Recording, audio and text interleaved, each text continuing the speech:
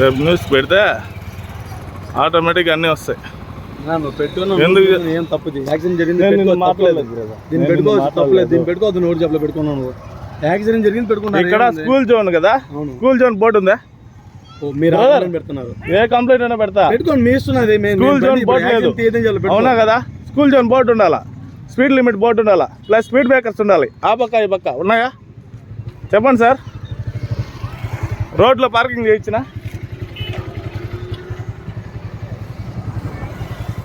మంచి పని చేస్తాను, తప్పలేదు.